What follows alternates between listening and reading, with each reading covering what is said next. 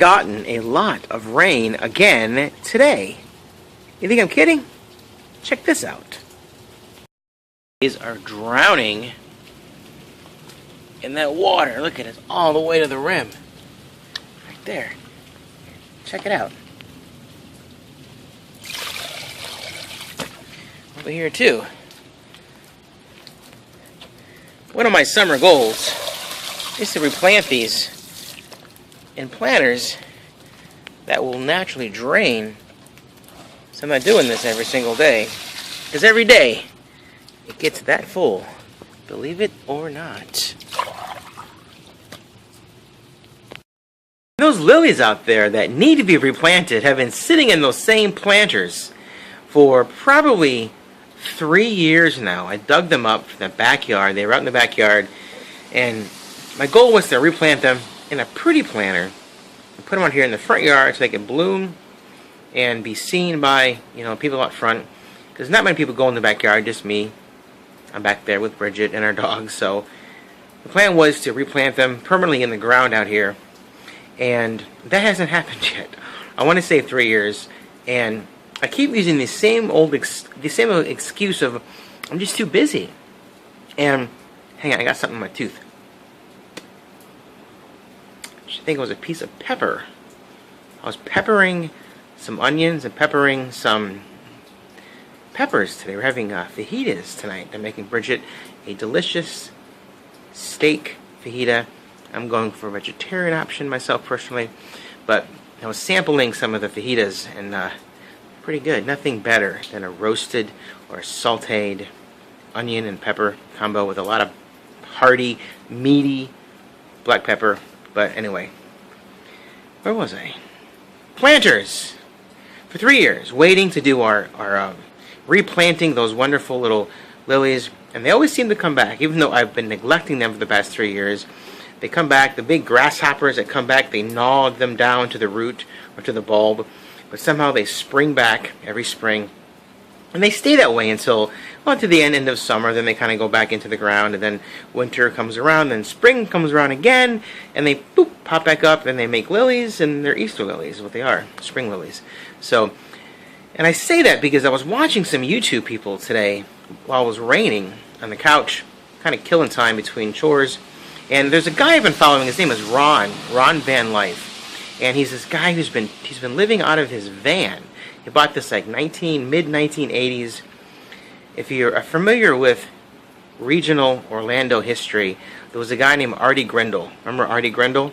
And Artie Grindle had the Artie Grindle Tropic Traveler luxury vans. These big luxury touring vans with plush accommodations and sleeping places and just real comfortable. Nice place to take a trip across country. So he bought one of those, mid-80s, one of those traveling luxury vans, and I think he's at day 60. The last video he posted, he's a YouTuber, and he's just traveling the country, meeting people, and finding places of inspiration and content, people out there on YouTube who are being positive and sharing what they're doing.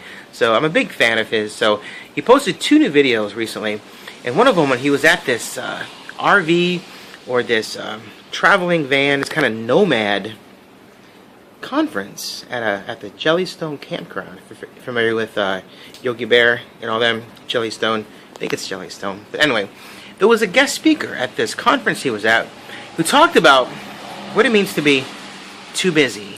And his philosophy was, his theory was, his name was Kyle.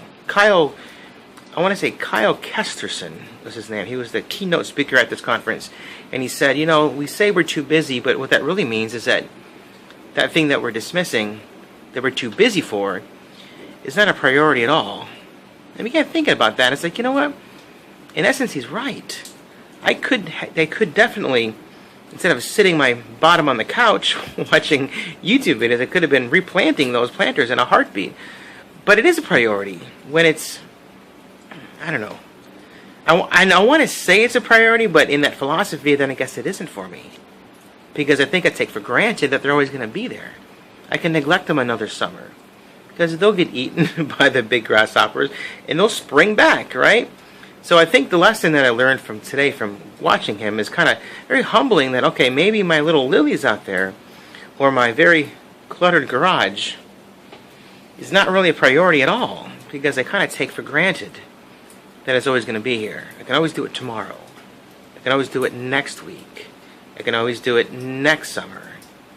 The idea of procrastination, taking advantage of what you have and not really looking at what you have and appreciating what you have and taking care of it right now in the moment. Because he said when you're too busy to do something, the busy stuff is the priority stuff. Now granted, you've got to go to work. You have to work. Like I start a new class tomorrow at Creole, which I don't mind doing. Sorry about that little lapse right there. I was talking right in the middle of my sentence and somebody chimed in. Bridget was calling. She's on the road, heading home from work today. So I kind of forgot where I was. I was talking about Ron. I was talking about priorities and how when we say that we're too busy for something, oftentimes it could mean that we just don't have a priority for that thing. So we say, oh, we're too busy to do that right now. And I like that idea, but then, like I said, it was very humbling for me. It was very kind of eye-opening that, okay, the things that I kind of procrastinate and I push off, that I say I'll do it later, I'll do it later, I'll do it later, maybe it's not a priority at all for me, which is kind of scary because those are things I love. So I really need to fine-tune my priorities. And I talked about work. I think I was going because I'm starting a new class at Creole Day first thing in the morning. And as much as I love doing that, you know, I don't really need to do that. But I'm doing it to make some extra money over the summer. And I mean, I do it because I love to teach and love to teach at Creole Day. I love that school, love the students and all that fun stuff. But I sure could do well with the summer off to take care of some much needed things around here. I guess is what I'm getting to.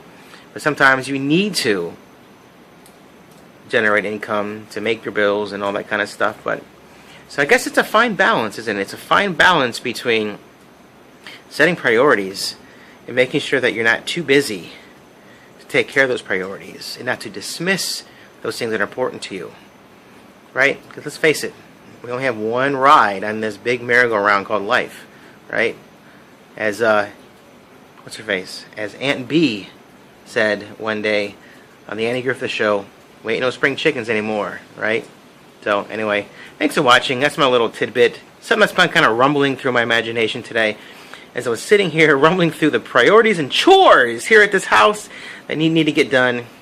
So many priorities and chores. And maybe that's why my weight loss has been such a struggle. I make it a priority, but then I get too busy to take care of it. So maybe this was the little fire, this was a little kick in the pants that I needed to really jumpstart and make it a super priority to return in the fall to school leaner, healthier, stronger, better, for a longer, funner life. How about that? Thanks for watching. I appreciate you guys watching and tuning in. And I'll see you guys tomorrow. Bye.